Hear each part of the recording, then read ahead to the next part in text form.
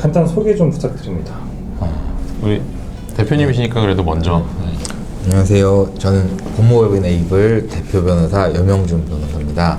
저희 동기들 마찬가지로 사법연수원 41기고요. 저는 원래 전자공학을 전공했었고, 근데 나중에 전향을 해서 사법시험 합격하고 변호사 일을 하고 있습니다. 서울대 전기공학부 예, 전자공학 해가지고 졸업하고 잠깐 이제 전자회사에 전자. 잠깐 일을 하다가 이제 다니다 보니까 뭔가 이게 아닌 것 같은 생각이 들어가지고 멍청하게 의대를 갔어야지. 무슨 우리 전기전자 같은 데를 가서 우리 형이 원래부터 개고생을 하고 있는데. 원래부터 의대를 가거나 네. 약대를 가라고 얘기를 했었는데 아니 그러니까 당연히 그랬어야지. 그때 의대 갔을 형 내가 봤을 때 그때 의대 갔잖아. 지금 이 건물 주인이 형이야. 내가 봤을 때. 그렇게 진짜로. 됐어야 되는데 진짜로. 근데 지금 뭐 여기 이 거지 같은 건물에 기생하면서 지금 그렇게 얘기해도 되나? 아니 뭐 거지 같은 건 사실이니까. 건물이? 건물이 그치. 건물이 돼. 건물이 거지 그렇죠. 같은 거죠. 건물은 낡긴 했지. 변호사님 소개 좀. 진승기 변호사라고 합니다. 뭐 좀 쑥스럽긴 한데 그래도 저희 법인에서 가장 인지도가 있는 진승기 변호사 이런 댓글도 달리고 지금은 현재 이제 대한뉴스라는 채널에서 콩가루 거기에 출연해서 뭐 이혼 전문 형사 전문 변호사라서 그런 뭐 내용들을 알려드리고 있고요. 근데 뭐 일단 콩가루나 서윤동 TV 이런 데만 자꾸 나가다 보니까 저희 채널이 거의 뭐라 해야 되지? 버려졌다고 해야 되나? 이거 진짜 정말 거의 뭐 집을 버리고 밖에 나가서 이제 날뛰다가 더 이상 우리 집을 이렇게 둬서는 안 되겠다 싶어서 이제 새로이 진짜 마음을 먹고 한번 저희 법인도 재밌는 영상 그리고 뭐 도움이 되는 영상 이런 거 찍어보고 싶어서 그런 마음을 갖고 있는 진승기 변호사라고 합니다. 딱 생각나는 어떤 에피소드나 뭐 기억에 남는 사건. 최근에 되게 큰 사건들을 하고 있는 게 있는데요. 검찰이 구속영장 2번 쳤는데 제가 2번 다 기각시켰거든요. 그러니까 검찰이랑 정말 정면으로 부딪히는 어떻게 보면 변호사 생활에 처음 있는 사건인데요. 간단하게 얘기하면 어떤 특정인이 저희 의뢰인을 완전히 모함한 사건이에요. 그러니까 전혀 사실이 아닌데 이 사람이 다 나를 지시했고 나를 다 시켜서 내가 어떤 범죄를 저질렀다. 그러니까 이제 제 의뢰인은 완전 교사범이 된 거죠. 그리고 공범이 되고. 근데 이게 사실은 이제 제가 이제 변호사 생활을 하다 보면 역사적 사실이 아닌 것은 대부분 다 밝혀지거든요. 그리고 경찰이나 검찰이 수사하는 과정에서 그게 역사적 사실이 아닌 거를 알아요. 확인할 수 있습니다. 근데 제가 이제 조사를 받으면서 검찰 조사를 같이 계속 받았거든요. 특정인이 얘기한 게 사실이 아니라는 뭐 제가 봤을 때는 완전 명백한 증거가 나왔는데 사실 그러면 이 사건은 이제 저희 의뢰인이 결백이 밝혀져야 되는 건데 검찰에서 그렇게 판단하지 않더라고요. 처음에 요것만 갖고 이제 구속영장이 청구가 됐는데 제가 이제 영장 실질심사에 가서 이런 것들을 밝히고 해서 1차 영장이 기각이 됐어요.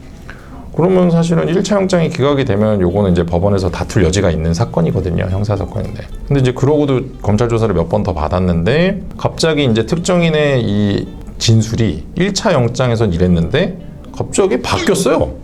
사실은 형사 사건에서 어떤 누군가의 진술이 바뀐다는 거는 정말 크리티컬한 거거든요. 그러니까 이 바뀐 진술은 사실은 신뢰하지 못하는 거예요. 거짓말하고 있다라고 판단할 수밖에 없는 건데 아무튼 2차 영장에서 이 바뀐 사람의 진술을 가지고 또 이제 검찰이 또 영장을 청구를 한 거죠. 근데 그것까지 기각을 시켰고 아마 이제 기소가 될 텐데 사실 저는 이 사건이 굉장히 기분이 좋고 기억에 남았던 게 제가 저 혼자 진짜 되게 거대한 이제 검찰이라는 집단을 상대했던 거라고 저는 생각을 하고 사실은 이 사건의 상대방은 이제 검찰청에 검사들 되게 많은 검사들이 담당한 사건이라 영장실질에도 저는 혼자 나갔는데 검사들은 몇 명씩 나오고 그런 되게 큰 사건이었거든요. 제가 이제 보통 형사사건에서 의견서 뭐 많이 써야 뭐 15페이지, 20페이지 이런데 이 사건 제가 100페이지짜리 의견서를 썼어요. 그것도 이제 청구되고 며칠 안에 써야 되니까 진짜 막 새벽 3, 4시까지 일하고 막 그렇게 해서 했는데 그렇게 엄청난 노력을 들였는데 이제 영장을 2번에 걸쳐서 기각을 하니까 기분이 너무 좋더라고요. 네. 특히 그리고 그 의뢰인 분이 너무 좋아하셔서 아무튼 이제 뭐 법원 재판이 남았는데 자신 있습니다. 저는 제가 제일 잘하는 게 증인신문인데 이 사건은 증인신문이 정말 키포인트거든요. 그런 허위 진술한 이 특정인과 그 주변인들, 이 사람들 제가 속된 말로 다 박살낼 수 있습니다. 네. 그래서 아무튼 그 사건이 사실은 뭐 그 이전에도 정말 많은 사건들이 있긴 있었거든요. 막 보이스피싱 사건이었거든요. 근데 보이스피싱 되게 나쁘긴 한데 정말 좀 진짜 되게 단기간에 어떻게 속아갖고 이제 가담을 했던 건데 그 친구가 이제 집행유예를 받고 울면서 전화를 해서 진짜 너무 감사하다고 그때 나 진짜 변호사 하길 잘했다 이런 생각이 들더라고요. 그 뺑소니 사건이 있었는데 뺑소니 사건에서 불기소 결정을 받았거든요. 오. 강변북로에서 운전을 하고 가시다가 강변북로는 이제 자동차 전용도로니까 이 사람들이 안 다니잖아요.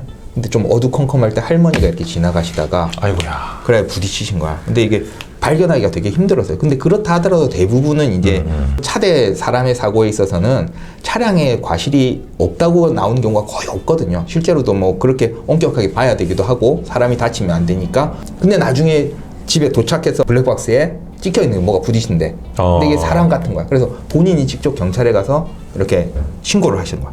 근데 그걸 근데 수사 과정에서는 이제 이게 뺑소니다. 그래가지고 사람을 치웠고 그냥 갔다. 근데 이 뺑소니는 기본적으로 교통사고를 내야지 성립하는 거예요. 교통사고를 냈음에도 그 다친 사람을 그쵸. 도와주지 않고 법적으로 구호하지 않고 갔을 때 그게 뺑소니가 되는 거라서 거기서 저희가 방어를 했던 거는 교통사고 처음 단계에서 우리는 과실이 없었다. 그러니까 알 수가 없었다. 교통사고 자체가 그러니까 내가 업무상 과실치상이 없었다. 그렇게 되면 뺑소니는 아예 성립할 수가 없는 거거든요. 그렇죠. 근데 일단 교통사고에서 업무상 과실치상 인정이 되면 이 사고를 냈는데 너가 사람이 다친 걸 몰랐겠느냐. 여기서 몰랐다는 거 인정되는 경우가 거의 없거든요. 그래서 아예 그 전 단계에서 교통사고 과정에서 거기서는 사람이 나올 걸 예상하기도 힘들고 실제로 그 상황에서 어두워서 안 보였다. 라는 주장이 받아들여져서 그래서 불기소 결정을 받았거든요. 그러니까 그런 사건들이 되게 기억에 많이 남는 것 같아요. 음.